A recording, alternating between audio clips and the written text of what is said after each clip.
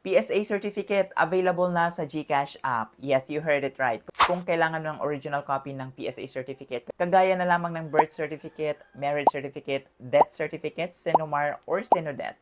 Yes, available na po yan sa GCash app. Malaking advantage ito para sa lahat ng gustong kumuha ng PSA certificate na tamad mag-commute. Less hassle na nga ito dahil hindi mo na kailangang mamasahe pa at bumili ng gasolina na napakamahal. It's very convenient ito dahil hindi mo na kailangang pumila pa sa counter.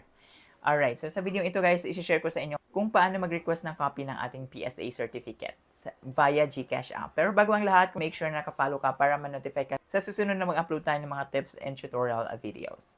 Kung kailangan mo ng PSA certificate, gawin mo lang ito.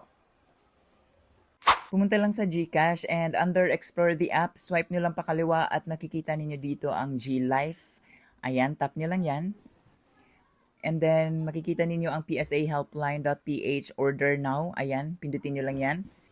Pagkatapos, pindutin nyo lang ang continue. At dito guys, mamimili kayo kung anong klaseng PSA certificate ang kailangan ninyo. Pwedeng birth certificate, marriage certificate, Senomar, death, or Senodeath. So, for now, pipiliin natin ang birth. At dito sa baba, i-confirm nyo lang kung para kanino ang request. Pwedeng sa inyong sarili, pwedeng father, son, mother, or daughter. Pipiliin ko lang dito ang myself. And dito sa baba, kailangan nyo lang piliin kung ano ang purpose na inyong request. So, pwedeng passport or travel, school requirement, local employment, foreign employment, late registration, or marriage. So, this time, pipiliin ko ang travel. At dito naman sa baba, mamili lang kayo kung paano nyo gusto ma-receive ang certificate. Pwedeng PDF or pwedeng deliveries. I highly suggest na piliin nyo ang delivery para makuha ninyo ang hard copy. Pindutin lang ang next. Ngayon, ilagay nyo ng mga details na kinakailangan. Yung first name, middle name, last name, yung birth date, and yung birthplace ninyo. Make sure na correct po lahat. At dito sa baba naman yung father's name, middle name, at last name. Kung wala namang suffix, pindutin nyo lang ang no suffix button. At dito naman sa baba, ang inyong mother's first name, mother's maiden name, and yung mother's maiden last name. Dapat correct po lahat yan. Pagkatapos, pindutin nyo lang ang next. Pagkatapos, ilagay nyo na ngayon ang delivery address. Make sure na tama at kumpleto po yung detalye na ilalagay ninyo dyan dahil dyan po i-deliver ang certificate. Okay? So, yeah, i-check nyo lang. Let's say, for example, Metro Manila and then Quezon City. Ayan, wag na wag kayong magkakamali dito dahil pwede pong hindi magiging successful ang delivery kapag may mali dyan, especially yung zip code. At dito naman sa baba, merong options kung kayo mismo ang magre-receive ng document or meron kayong authorized person. Mamili lang kayo dyan.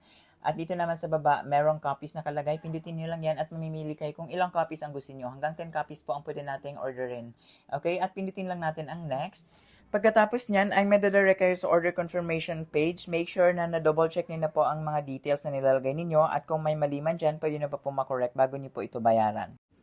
Alright, once okay na, pindutin niyo lang ang place order at madadirect na kayo sa payment page. Ayan, may nakalagay pay via GCash. Pindutin niyo lang yan. And as you can see guys, may nakalagay na pay 365 pesos. Yan lang po yung babayaran ninyo. All in na po yan. Wala na po kayong babayaran sa rider.